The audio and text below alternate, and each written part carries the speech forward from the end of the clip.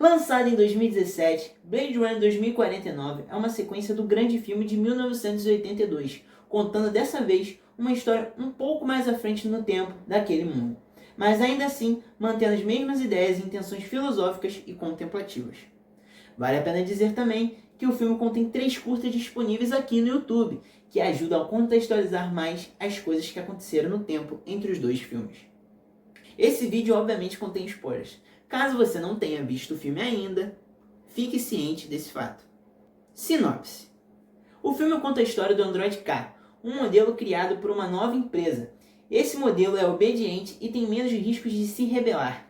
Ele recebe a missão de procurar por um filho perdido de uma androide replicante de modelo antigo e já morta, a fim de impedir que a informação sobre esse nascimento se propague, criando uma possível guerra. Dada a sinopse do filme, agora eu vou apresentar a vocês alguns dos personagens do filme que são essenciais para o que eu quero abordar nesse vídeo. K, já mencionado antes, é interpretado por Ryan Gosling, um ator que eu particularmente gosto muito.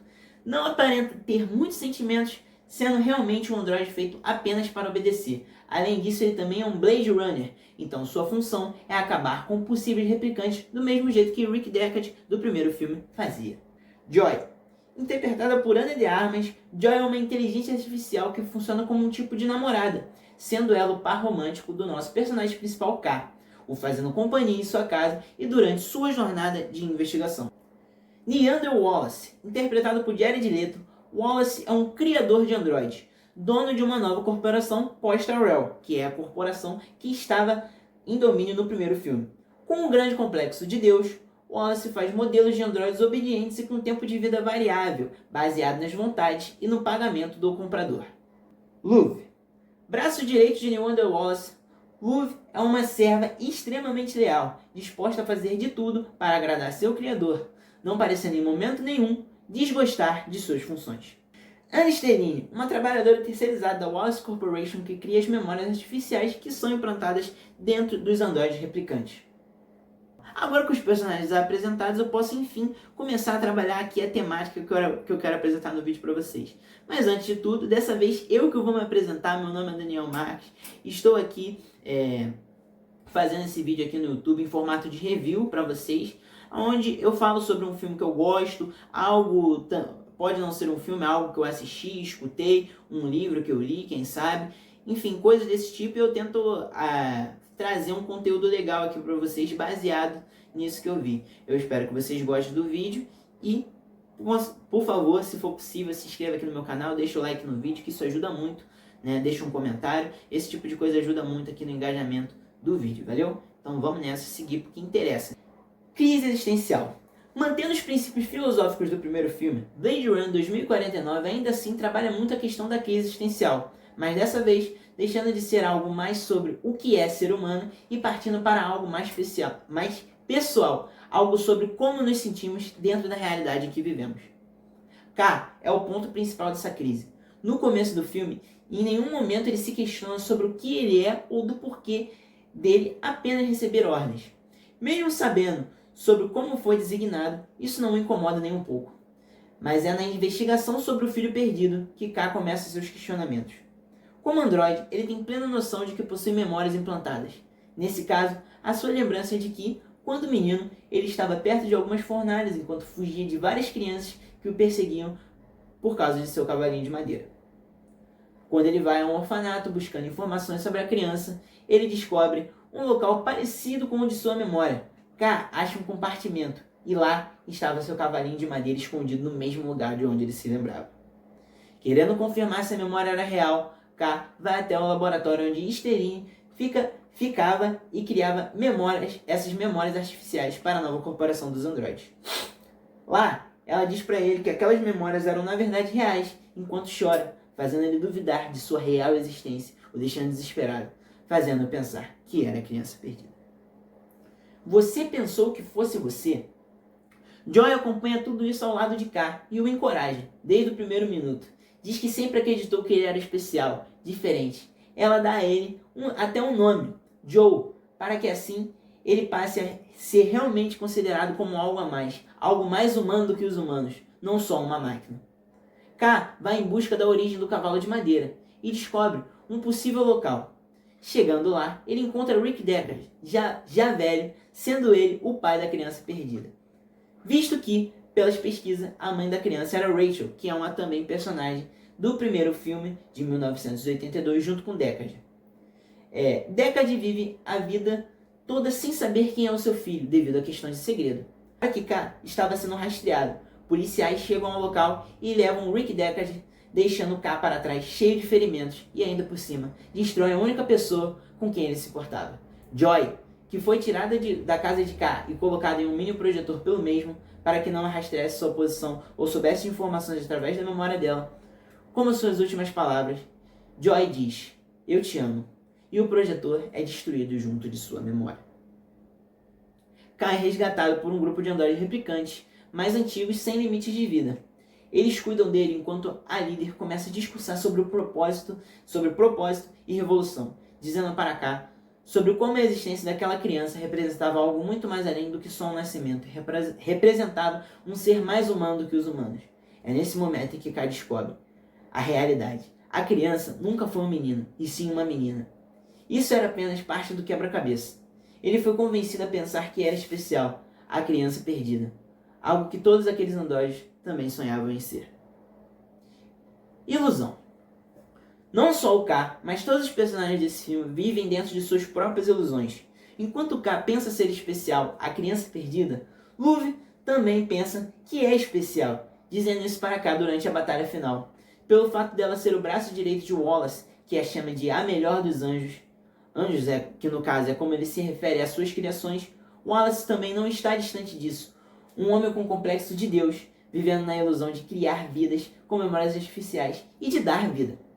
Sobre a criação de memórias, temos a Sterine, que vive dentro de uma grande cúpula desde os 8 anos de idade, isolada do mundo exterior, o que faz ela ter uma grande imaginação, por não ter noção real e concreta da realidade exterior de fato. Seu trabalho basicamente é criar ilusões, para que os androides acreditem estar vivos. Deckard é o único que se consegue desprender da ideia de ilusão do filme. Mesmo quando Wallace o entrega uma cópia de Rachel, a sua antiga namorada, Deckard entende que aquilo não é real e que a verdadeira Rachel, que ele sempre amou, se encontra morta e não pode ser copiada. Essas questões são muito interessantes e trabalham a ilusão de cada um dos personagens abordados durante o filme. Tudo o que você quer ouvir. É quando Kai está a caminho para tentar salvar Deckard que ele vê um grande outdoor holográfico da Joy, sua antiga e falecida namorada, que o vê e diz a famosa frase desse filme. What a day.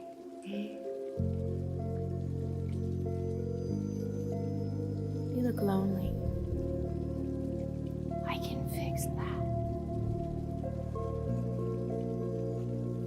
You look like a good show. É nesse momento que para mim está um conceito muito interessante que esse filme aborda, mais até mesmo do que ser uma sequência e ter uma história separada, de tentar seguir o universo do primeiro Blade Runner.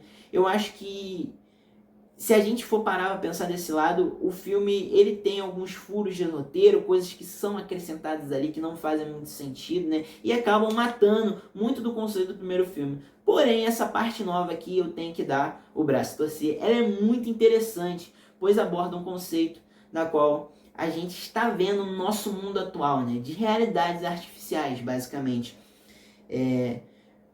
Muitas pessoas aí têm acesso a inteligências artificiais de chat ou até de voz, né?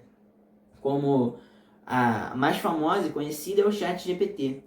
E pessoas hoje em dia passam a ter uma relação como se aquela inteligência artificial fosse o seu amigo, né? Fosse o seu psicólogo, ou até mesmo namorado ou namorada para algumas pessoas. Pode ser estranho de se pensar, mas isso realmente acontece no mundo afora. E eu gosto muito de como esse filme aborda isso, né? Ele faz até um paralelo mesmo com o filme Her, de Spike Jonze, né? Estrelado por Joaquin Phoenix em 2013, se eu não me engano. Que é um filme que aborda justamente a questão de um cara solitário, divorciado, que acaba se relacionando com uma inteligência artificial. Então esse filme faz esse paralelo muito interessante, né? Esse paralelo cinematográfico, que eu acho muito legal. E sempre comentei com as pessoas por aí, né? Eu sou um cara que gosta de comentar sobre filmes com as pessoas, e essa parte realmente eu acho muito interessante, é um ponto alto, na minha opinião, ponto alto e muito atual desse filme de Blade Runner 2049. O que mais me deixa encucado é como tudo realmente era uma grande ilusão para cá. Um androide que queria ser especial, mas que não é. É só mais um. Um Blade Runner que mata outros androides. Ele não sente pena nem remorso, tanto que é submetido a testes regularmente. É a Joy que o faz achar que talvez ele tinha algum propósito, algo de especial. Mas a Joy também não passa de códigos. É uma inteligência artificial que diz tudo que a pessoa, né, o seu dono, quer escutar. Então você para pensar que o cara, na verdade, ele só queria se sentir especial, e ele colocou essas dores, mesmo não intencionalmente, na sua namorada, que acabou transcrevendo isso para ele dessa forma, né? Falando, você assim é criança perdida, vou te dar um nome, Joe, sendo que esse nome não deixa de ser nada mais nada menos que parte da sua própria programação, né? Como ela mesma diz no outdoor, tudo, na verdade, para cá não vale de nada, e eu acho isso genial nesse filme. Considerações finais. Eu acho que Blade Runner, como eu disse, é um filme que tem conceitos muito interessantes. Não acho que ele seja uma sequência perfeita do primeiro filme de 1982, que inclusive é meu filme favorito, né? Eu gosto bastante da estética, da filosofia, e eu acho que esse filme é bem legal na estética, mas não é tão inovador e tão, assim, um mundo tão vivo quanto o do primeiro filme. Acho que é muito reflexo da época. Hoje a gente tem muito CGI, mesmo que o diretor Denis Villeneuve não usasse exageradamente de artifícios de inteligência artificial, não, de CGI. Eu acho que isso acaba tirando um pouquinho daquela estética antiga, né? Pensar que lá em 1982 eles estavam tentando fazer um filme meio futurista, cyberpunk, e era muito interessante. Então eu acho que nesses quesitos acaba que esse filme fica para trás do primeiro. Mas ele ainda consegue ter boas ideias, ser um filme bem bonito, né? Tanto que ganhou prêmios por isso. Tem uma ótima atuação do Ryan Gosling, que é um ator que eu gosto muito, como eu já disse. E no final que fica é isso. Eu espero que você tenha gostado desse vídeo, dessa minha review, né? Dessa minha análise aqui do filme, tentando apresentar um conceito para vocês. E tamo junto. Obrigado por ter assistido. Fique aí à vontade para assistir mais coisas do canal. Tamo junto. Vai continuar tendo vídeos aqui. E é nóis. Valeu. Falou.